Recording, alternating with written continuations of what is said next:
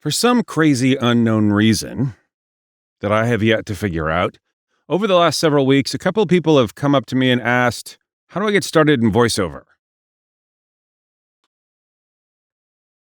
That's a really difficult question to answer, so I'm not going to answer it. But wait, before you click away, I am going to answer how I got into voiceover.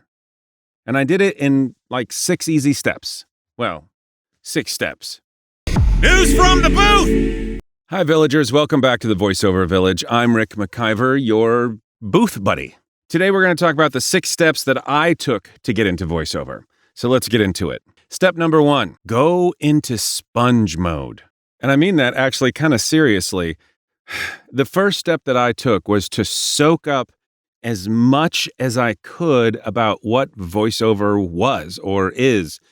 I listened to a lot of podcasts, my favorite being the VO Boss podcast, also Let's Talk Voiceover. I watched videos from the Booth Junkie, Mike Delgadio, The Gift of Gab, Gabby Nistico. I read books. Elaine Clark has a book, I think it's called Making Money with Your Mouth. James Alberger has a book, The Art of Voice Acting. There's a few others out there that are really good. Gabby has one called VO 101. And the reason I was like soaking all this in for weeks, months, to try to understand if this is the kind of industry that would fit my lifestyle, that I could jump into 100% without any reservation and just go. I wanted to make sure of that before I made a whole bunch of investments, like in gear and all that kind of stuff. And it took a while. I would say I was in sponge mode for a good 6 months, maybe, before I decided, yeah, let's flip the switch and jump into this, both feet.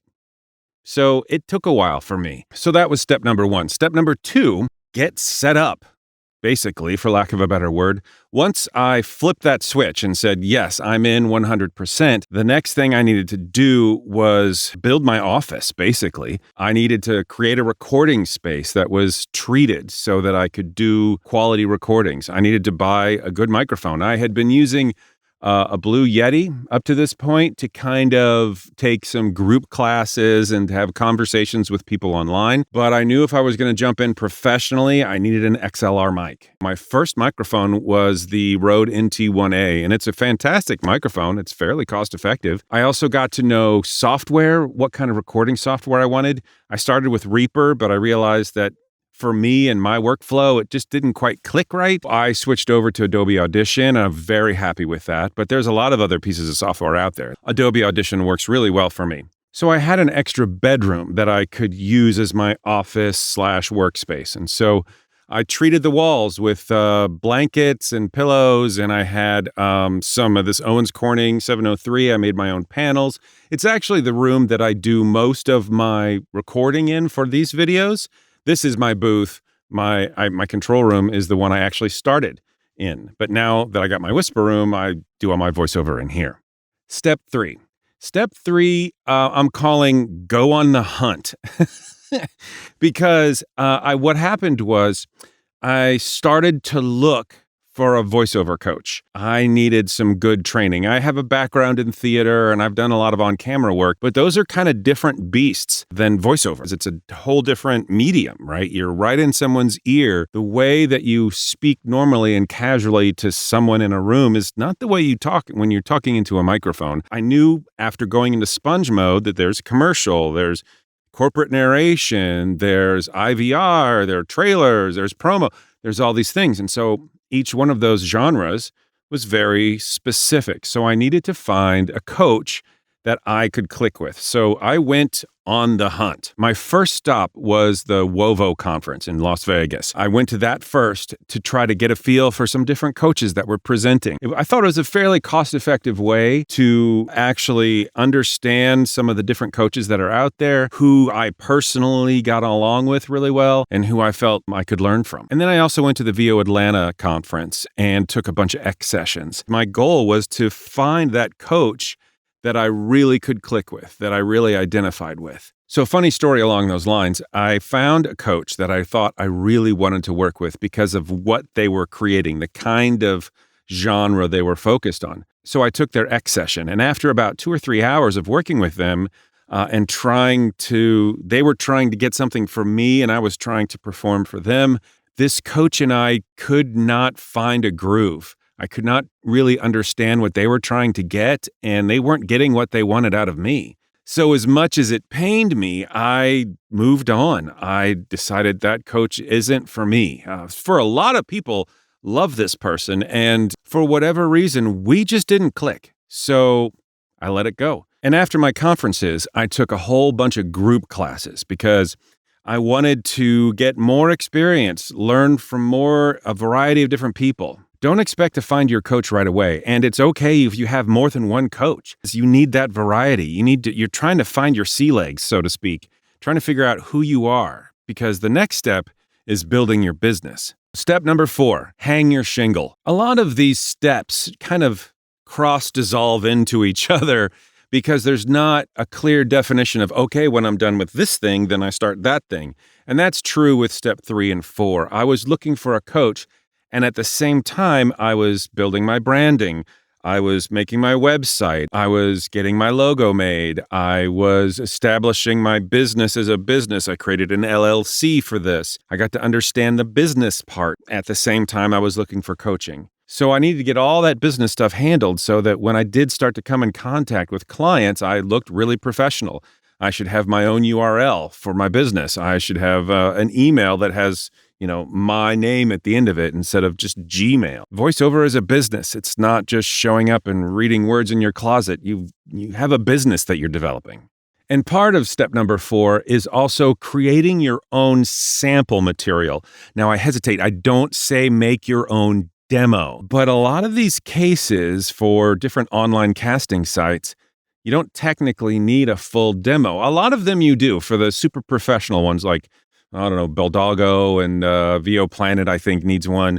They actually vet their talent that comes in. But there are a lot of gig sites that you can look for work and you just need some voice samples. And as long as you're somewhat familiar with audio editing, you can kind of create your own samples. I mean, you're going to be practicing every day anyway, so you can cut some stuff together to use as a sample of your voice. All right, step number 5, I'm calling 10,000 hours.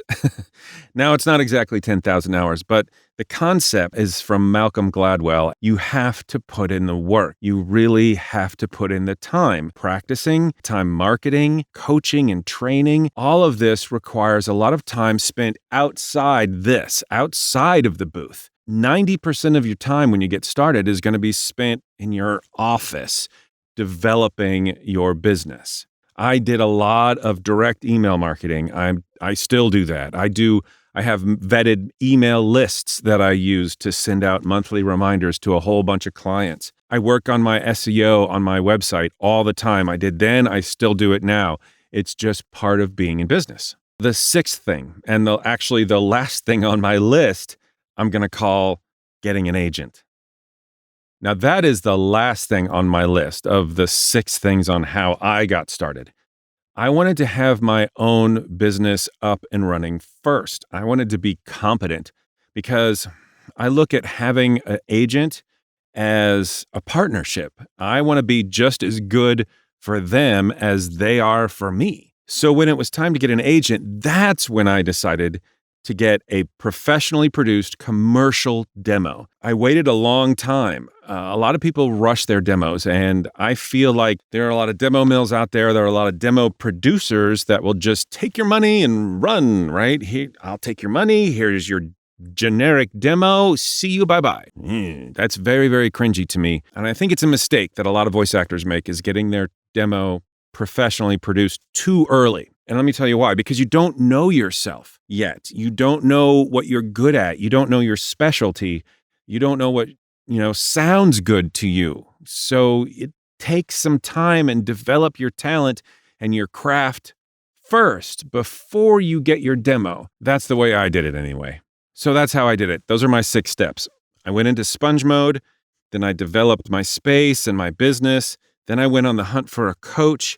After that, I hung on my shingle, I put in my 10,000 hours, and then I finally went and got a professional demo and found an agent. I want to be clear here.